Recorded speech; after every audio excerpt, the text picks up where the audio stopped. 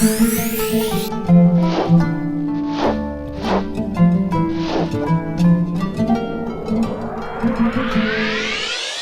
alaikum wa rahmatullahi wa barakatuh, que la paix de Dieu soit sur vous.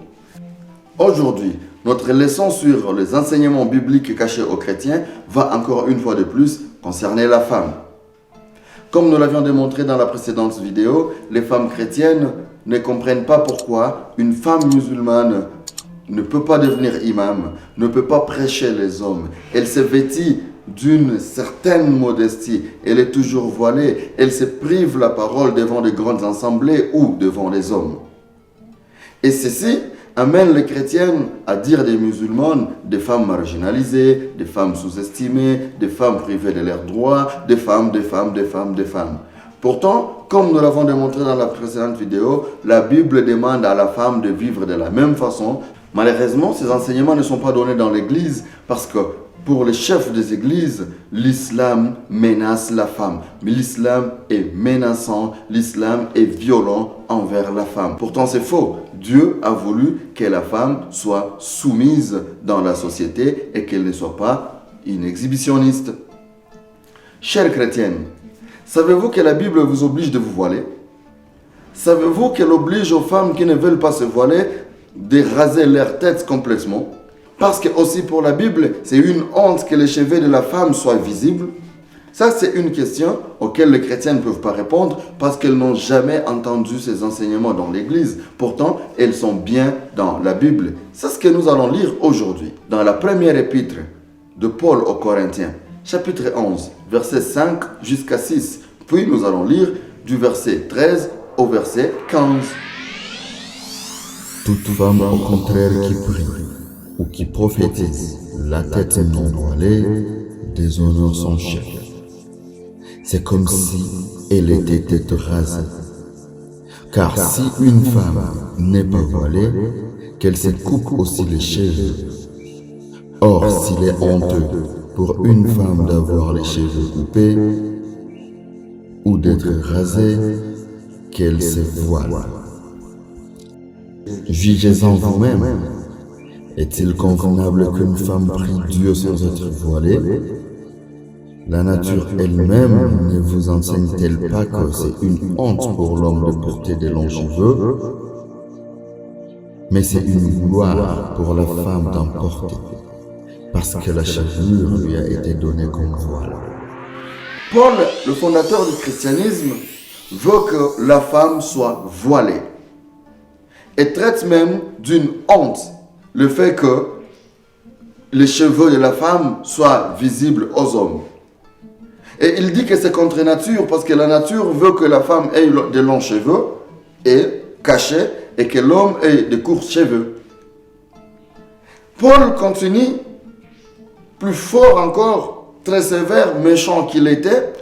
Il veut que les femmes qui refusent de se voiler se rasent complètement leur tête. Imaginez-vous la tête d'une femme rasée complètement à 100%.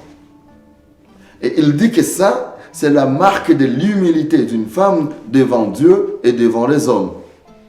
C'est que lorsque l'islam demande à une femme de mettre son voile, l'islam ne piétine pas sur la femme. Et si vous allez dire que l'islam piétine sur la femme en lui demandant de se voiler, ça veut dire que la Bible aussi fait plus. Parce que la Bible oblige même qu'elle se rase complètement si elle ne veut pas se voiler. Ah oui, chers chrétiens, vous allez vous étonner, mais en réalité, c'est ça. Votre Bible vous demande de vous voiler, vous oblige d'ailleurs de vous voiler. Et si vous ne vous voilez pas, vous devez alors vous raser complètement. Parce que c'est une honte que vos cheveux soient visibles par les hommes. Parce que c'est une honte que vos cheveux soient vus par les hommes dans la société. Et Paul ne s'arrête pas que là. Il continue dans la même épître aux Corinthiens, à son chapitre 14, du verset 33 au verset 35, où il finit la conversation de la manière suivante. Car Dieu n'est pas un Dieu de désordre, mais plutôt de paix. Comme dans toutes les églises de saints, que les femmes se taisent dans les assemblées. Car il ne leur est pas permis d'y parler, mais qu'elles soient soumises selon qu'elle dit la loi aussi. si elles veulent s'instruire sur quelque chose, qu'elles interrogent leurs maris à la maison, car il est malsain à une femme de parler dans l'église. Paul vous demande, femmes chrétiennes, de vous taire dans les assemblées de l'église. Vous n'avez même pas à poser une question. Si vous n'avez pas entendu quelque chose, allez poser la question à la maison à vos maris, parce que vous ne devez pas parler devant les hommes. Ça, c'est la Bible. Alors, lorsqu'il n'y a pas de femmes imams, comprenez que l'islam n'a rien inventé. L'islam a agi selon que Dieu a dit au prophète Mohammed sallallahu alayhi wa sallam, et les femmes musulmanes n'ont pas de problème là-dessus. Les femmes musulmanes n'ont pas de problème avec ça parce qu'elles sont soumises à Dieu tout d'abord. Et ce que Dieu leur a demandé, elles mettent en pratique. Elles se voilent, elles ne peuvent pas devenir imams, elles ne peuvent pas prêcher des hommes, mais elles peuvent se prêcher entre elles, elles peuvent enseigner leurs enfants, elles peuvent parler avec leur mari à la maison, mais pas dans des grandes assemblées. Malheureusement, dans le christianisme, vous allez voir des diaconesses, des bergères, des prophétesses, d'évêques femmes, et toutes vont vous exhiber la Bible. Mais posez-leur la question, n'ont-elles jamais entendu parler de ces versets? La première épître de Paul aux Corinthiens, chapitre 11 et chapitre 14, ces femmes, bergères, diaconesses, prophétesses, évêques et je ne sais pas quoi, cachent cet enseignement parce que ça amènerait les chrétiens à leur poser des questions. Pourquoi vous nous enseignez alors que la Bible vous interdit de le faire?